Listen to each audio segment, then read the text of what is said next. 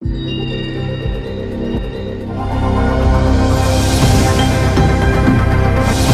আবার চলে এসেছি। আজকে যে টপিক নিয়ে আমরা ডিসকাস করব সেটা হচ্ছে profit and loss appropriation account. Profit and loss appropriation account partnership accounts এর ফার্স্ট চ্যাপ্টার, আবার ক্লাস 12 এর অ্যাকাউন্টস এর ফার্স্ট চ্যাপ্টার। সেটা বেঙ্গল বোর্ডই বলো বা সিবিএসই বলো বা আইএসসি বলো, এই চ্যাপ্টারটা খুবই ইম্পর্টেন্ট চ্যাপ্টার। তো আজকে আমরা শিখে নেব কিভাবে profit and loss appropriation account বানাতে হয়। তো সবার প্রথমে তোমাদের মাথায় একটা যে টার্মটা স্ট্রাইক করছে সেটা হচ্ছে profit and loss appropriation account কি জিনিস। Profit and loss appropriation account কি জিনিস, এই জিনিসটা তোমাদের মাথায় স্ট্রাইক করছে। তো আমি খুবই সিম্পল ওয়েতে বোঝানোর চেষ্টা করবো যে profit and loss appropriation account কি জিনিস এবং আমরা ওটাকে কেমন ভাবে বানাবো। ঠিক তেমনই আমরা প্রফিট অ্যান্ড লস অ্যাপ্রোপ্রিয়েশন অ্যাকাউন্টের একটা সলভ প্রবলেমও করবো, যাতে তোমাদের বুঝতে সুবিধা হয়, যাতে তোমরা easily profit and loss appropriation অ্যাকাউন্টটা রপ্ত করতে পারো আর ঠিকভাবে অঙ্কগুলো নামাতে পারো। তো সবার আগে আমরা যেটা বলবো সেটা হচ্ছে profit and loss appropriation account কার আন্ডারে আসছে? পার্টনারশিপ অ্যাকাউন্টস এর আন্ডারে আসছে। তো পার্টনারশিপ অ্যাকাউন্টস মানে কি? পার্টনারশিপ অ্যাকাউন্টস মানে যে কোনো ব্যবসায় যখন একের অধিক মালিক হবে, যখন একের অধিক মালিক হবে তখন সেই সমস্ত বিজনেসকে আমরা বলবো পার্টনারশিপ বিজনেস। এখানেও কিছু কিছু ক্রাইটেরিয়া আছে। মোর দ্যান ওয়ান মানে কত অবধি, কিছু তো একটা লিমিটেশন থাকবে, সেই লিমিটেশন গুলো আমি বলবো। যখন কোনো একটা বিজনেসের একটা মালিক থাকে তখন তার মানে কি টোটাল বিজনেস থেকে যতটা পরিমাণ প্রফিট হচ্ছে বা যতটা পরিমাণ লস হচ্ছে সেটা কে নেবে? সেটা সেই মালিকটাই নেবে। সেই সমস্ত বিজনেসকে আমরা বলি সোল প্রপ্রিয়েটরশিপ বিজনেস। কি বলি? Sole proprietorship business. যখন কোনো একটা বিজনেসে একটাই মালিক থাকবে সেই বিজনেসকে আমরা বলি সোল প্রপ্রিয়েটরশিপ বিজনেস। আবার যখন কোনো বিজনেসের একের বেশি মালিক থাকবে, একের অধিক মালিক থাকবে, তখন সেই বিজনেসকে আমরা বলবো পার্টনারশিপ বিজনেস। পার্টনারশিপ বিজনেসের ক্রাইটেরিয়া কি? মিনিমাম নাম্বার অফ পার্টনার্স কত হবে? মিনিমাম কত হবে? মিনিমাম হবে 2, মানে একের অধিক, মানে 2 হচ্ছে মানে দুজনকে থাকতেই হবে, দুজন মালিক থাকলেই তবেই আমরা সেটাকে পার্টনারশিপ বিজনেস বলবো। মিনিমাম নাম্বার তো আমরা জেনে নিলাম, এবার হচ্ছে ম্যাক্সিমাম নাম্বার। ম্যাক্সিমাম কত নাম্বার হবে? পার্টনারশিপ অ্যাক্টে এমন কোনো কিছু স্পেসিফাই করা নেই যে ম্যাক্সিমাম নাম্বার অফ পার্টনার্স এত হবে, কিন্তু ইন্ডিয়ান কোম্পানিজ অ্যাক্ট 2013 অনুযায়ী সেকশন 464 এ এটা লেখা আছে যে ম্যাক্সিমাম নাম্বার হবে 50। কোথায় লেখা আছে? as per Indian companies act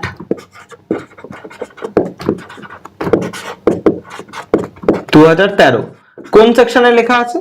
section 464 এ লেখা আছে যে ম্যাক্সিমাম নাম্বার অফ পার্টনার্স হতে হবে 50। তাহলে আশা করি এটা বুঝতে পারলে তোমরা। তো আমরা কি বললাম? পার্টনারশিপ বিজনেসে মালিক একের অধিক হবে। মালিক যখন একের অধিক হবে তার মানে টোটাল যতটা পরিমাণ প্রফিট থাকবে সেই প্রফিটটাও একের অধিকের মধ্যে ডিস্ট্রিবিউট হয়ে যাবে। সেই ডিস্ট্রিবিউটটা আমরা কোথায় করব? সেই ডিস্ট্রিবিউশনটা আমরা করব প্রফিট এন্ড লস অ্যাপ্রোপ্রিয়েশন অ্যাকাউন্টে। সেই ডিস্ট্রিবিউশনটা আমরা করব প্রফিট এন্ড লস অ্যাপ্রোপ্রিয়েশন অ্যাকাউন্টে।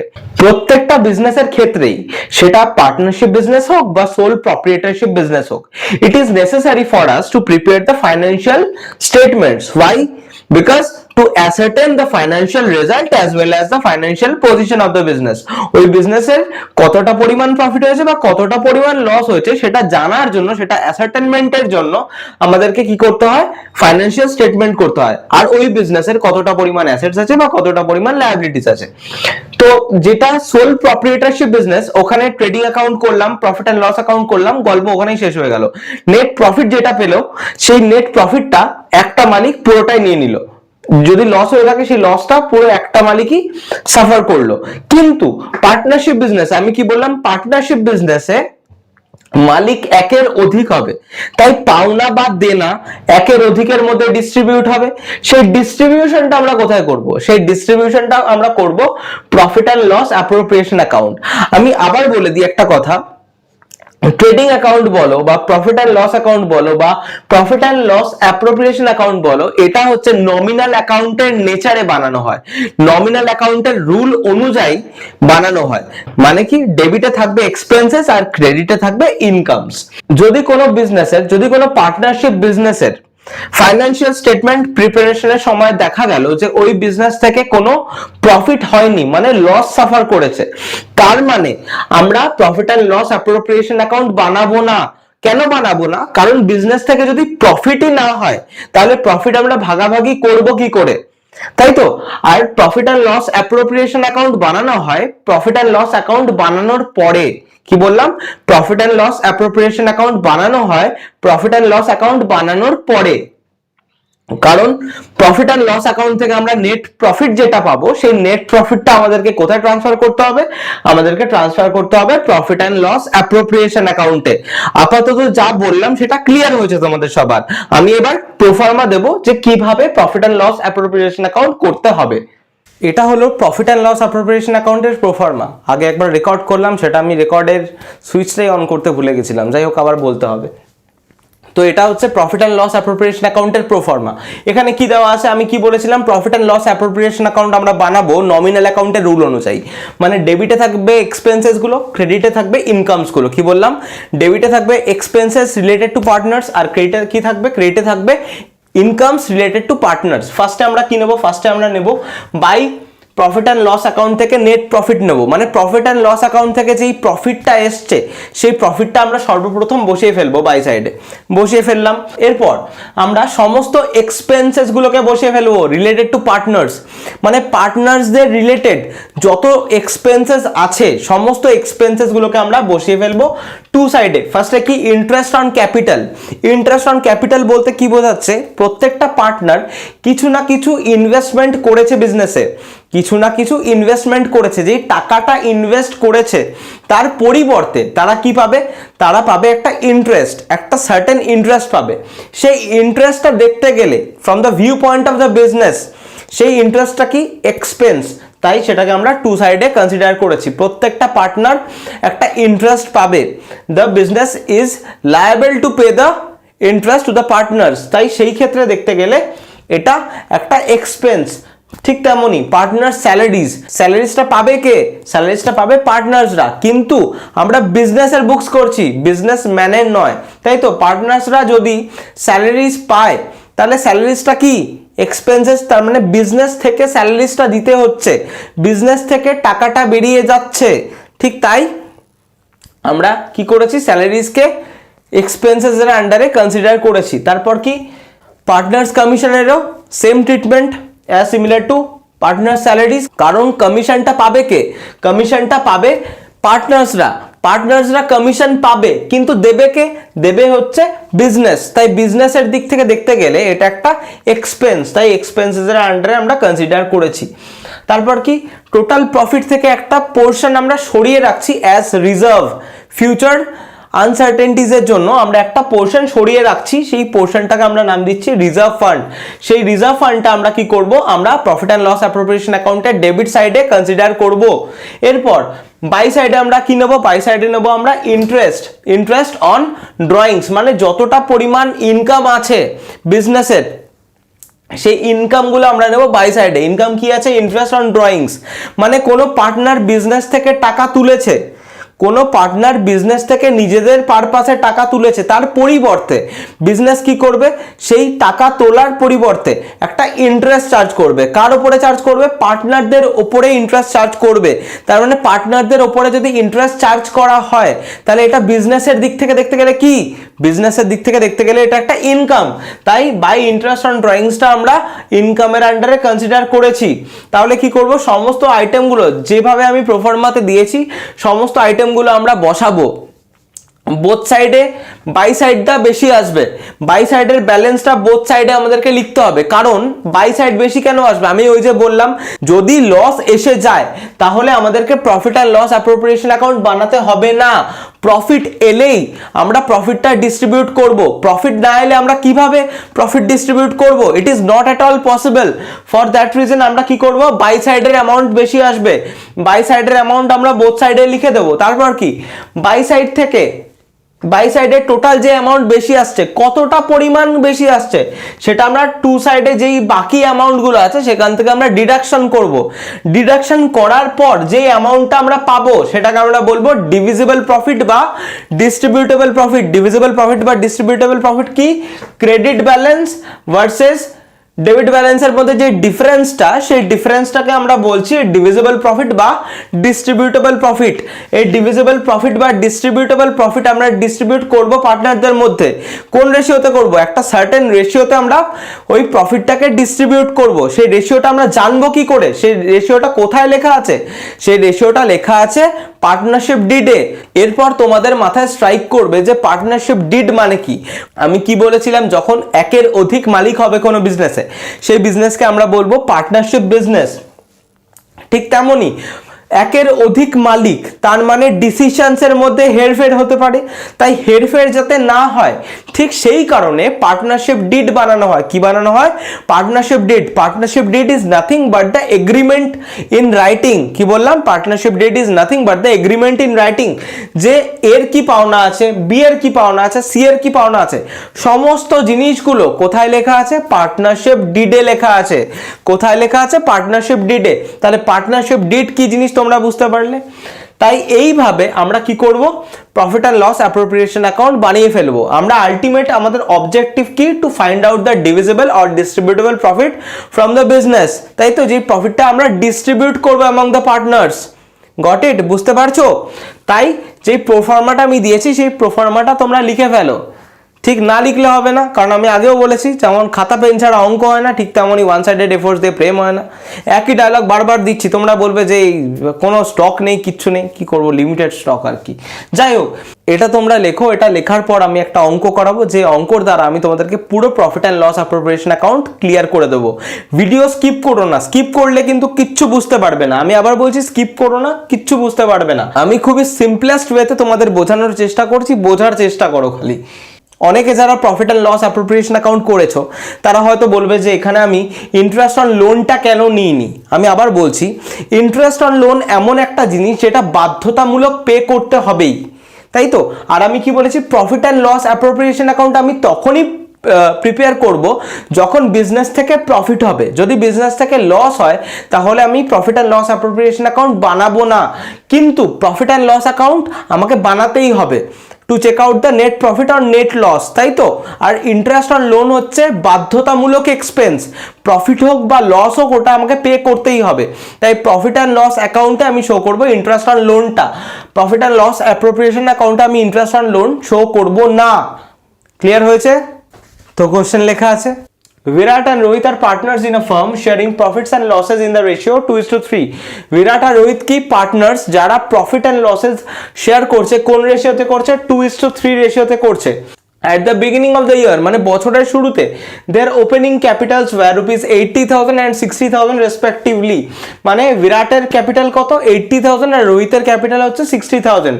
You are required to prepare a profit and loss appropriation account by considering the below adjustments. নিচের এই অ্যাডজাস্টমেন্টস গুলোকে কনসিডার করে তোমাকে কি বানাতে হবে? তোমাকে বানাতে হবে profit and loss appropriation account. First পয়েন্টে কি দেওয়া আছে? এ পয়েন্টে লেখা আছে interest on capital is to be charged at the rate of 10%। 10% interest charge করতে হবে অন ক্যাপিটাল, ক্যাপিটালের ওপর 10% ইন্টারেস্ট চার্জ করতে হবে। পার্টনার স্যালারিজ বিং, বিরাট কত স্যালারি পাবে? বিরাট স্যালারি পাবে রুপিস 6,000 আর রোহিত পাবে রুপিস 400 পার মান্থ। রোহিত পাবে 400 টাকা প্রত্যেক মাসে আর বিরাট পাবে রুপিস 6,000। আর Virat is entitled to a commission of 5% on turnover. টার্নওভারের উপর 5% কমিশন পাবে। টার্নওভার মানে কি? সেলস। সেলসের উপর কমিশন পাবে 5%। লিখলাম আমি। টার্নওভার কত? টার্নওভার হচ্ছে রুপিস 1 লাখ। তারপর এটা বলে দেওয়া আছে transfer 10% of the net profit to reserve fund, মানে ফিউচার আনসার্টেনটিজ এর জন্য রিজার্ভ ফান্ডে 10% অ্যামাউন্ট ট্রান্সফার করে দিতে হবে। 10% কার? 10% অফ নেট প্রফিট। আমরা নেট প্রফিট কত? নেট প্রফিট হচ্ছে 75,000 লেখা আছে। Net profit during the year amounted to rupees 75,000। এটা হলো কোশ্চেন। কোশ্চেনটা তোমরা লিখে ফেলো। এবার আমরা সলিউশনটা করব। তো কোশ্চেনটা আমরা বুঝে নিয়েছি, এবার আমরা করব সলিউশনটা। সলিউশনে কি হবে? সলিউশনে আমাদেরকে profit and loss appropriation account prepare করতে হবে। তো আমরা কিভাবে প্রিপেয়ার করব? কোশ্চেনের ই নাম্বার পয়েন্টে লেখা ছিল যে দা নেট প্রফিট অ্যামাউন্টেড টু ₹75,000। তাই আমরা কি করেছি, সর্বপ্রথমে নেট প্রফিটটা বসিয়ে ফেলেছি। নেট প্রফিটটা আমরা কোথা থেকে পেয়েছি? নেট প্রফিটটা আমরা পেয়েছি প্রফিট এন্ড লস অ্যাকাউন্ট থেকে। কত পেয়েছি? 75,000 বসিয়ে ফেলেছি। 75,000 by profit and loss account করে লিখেছি নেট প্রফিট। নেট প্রফিট বসানোর পরে বাকি যেই সমস্ত অ্যাডজাস্টমেন্টস গুলো আছে সেই সমস্ত অ্যাডজাস্টমেন্টস গুলোকে আমাদেরকে ট্রিট করতে হবে। কিভাবে আমরা ট্রিট করব? অ্যাডজাস্টমেন্ট অনুযায়ী আমাদের কি আছে, লেখা আছে interest on capital is to be charged at the rate of 10%। মানে ওপেনিং ক্যাপিটালের উপর আমাদেরকে 10% ইন্টারেস্ট অন ক্যাপিটাল চার্জ করতে হবে, তাই তো?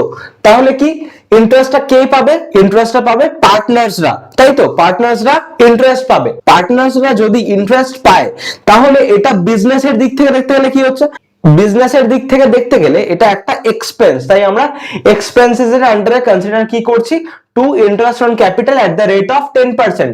বিরাট পাচ্ছে 80,000 এর উপর 10% আর রোহিত পাচ্ছে 60,000 এর উপর 10%। মানে দুজন মিলে টোটাল ইন্টারেস্ট কত পাচ্ছে? 14,000। তারপর কি পার্টনার স্যালারি। পার্টনার স্যালারি যে কি বলে দেওয়া আছে, কোশ্চেনে বলে দেওয়া আছে বিরাট কত স্যালারি পাবে? ₹6,000। ₹6,000 স্যালারি পাবে। কেন 6,000? কারণ বিরাট যে অ্যামাউন্টটা পাবে তার পাশে পার অ্যানাম বা পার মান্থ কোনো কিছু মেনশন করা নেই। তাই এটা আমরা কনসিডার করে নেব যে এটা পার অ্যানাম, গোটা বছরে, সারা বছরে ও স্যালারি পাবে ₹6,000। তাই টু পার্টনার স্যালারি করে বিরাটের স্যালারি কত দিয়েছি? 6,000। কিন্তু রোহিতের ক্ষেত্রে কি দেওয়া ছিল? রোহিতের ক্ষেত্রে দেওয়া ছিল রোহিত স্যালারি পাবে এট the rate of ₹400 per month. মানে প্রত্যেক মাসে 400 টাকা করে স্যালারি পাবে। প্রত্যেক মাসে 400 টাকা হলে কত? 12 মাসে কত? 400 × 12 ইকুয়াল টু 4800। মানে তাহলে বিরাট কত স্যালারি পাচ্ছে? বিরাট স্যালারি পাচ্ছে 6,000 আর রোহিত স্যালারি পাচ্ছে 4,800। টোটাল স্যালারি কত দিতে হচ্ছে বিজনেসকে?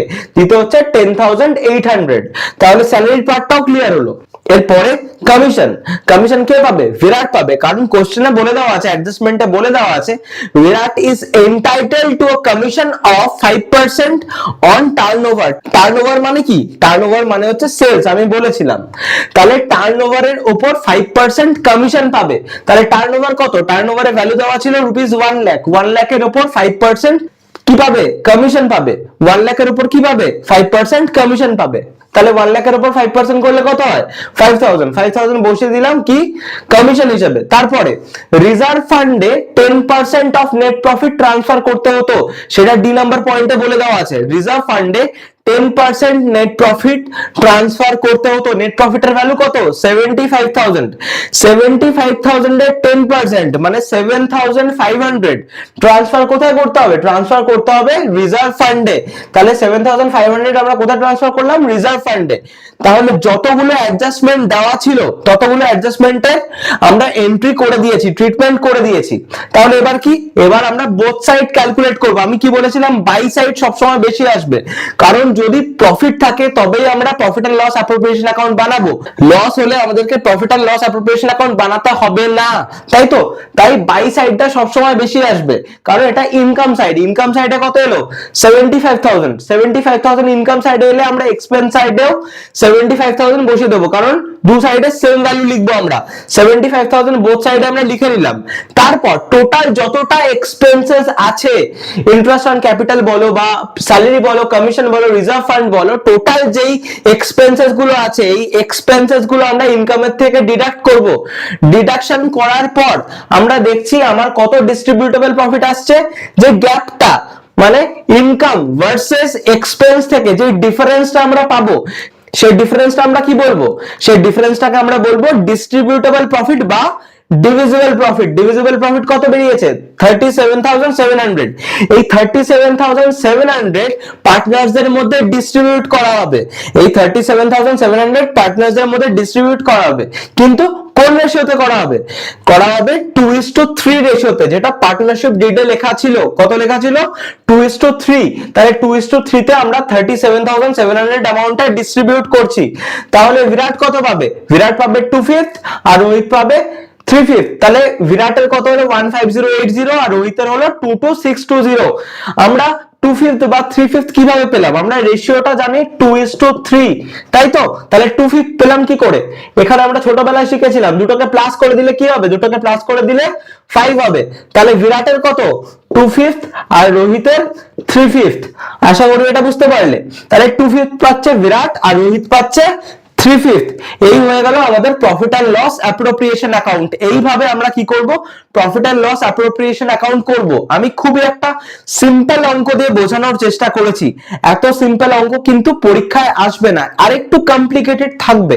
তার জন্য আমাদেরকে ইন্টারেস্ট অন ড্রয়িংস এর ট্রিটমেন্টটা শিখতে হবে। একটা ভিডিওর মধ্যে আমি পুরোটা কভার আপ করতে পারছি না, কারণ অনেকটা লেন্দি হয়ে যাবে ভিডিওটা। তাই পরের পার্টে আমি তোমাদেরকে শেখাবো যে ট্রিটমেন্ট অফ ড্রয়িংস আমরা কিভাবে করব, treatment of interest on drawings, interest on drawings এর ট্রিটমেন্টটা কিভাবে করব, কমিশনের ট্রিটমেন্ট কিভাবে করব, বা ইন্টারেস্ট অন লোনের ট্রিটমেন্ট আমরা কিভাবে করব, এটা আমরা শিখবো পরবর্তী ভিডিওতে। এই ভিডিওতে যদি কোনো জায়গায় কোনো সমস্যা হয়ে থাকে তাহলে তোমরা কমেন্ট সেকশনে জানাতে পারো। আমি ফুলেস্ট এফোর্ট দিয়ে চেষ্টা করব তোমাদের প্রবলেমস গুলো ক্লিয়ার করার। আজকের জন্য এতটাই। Good night.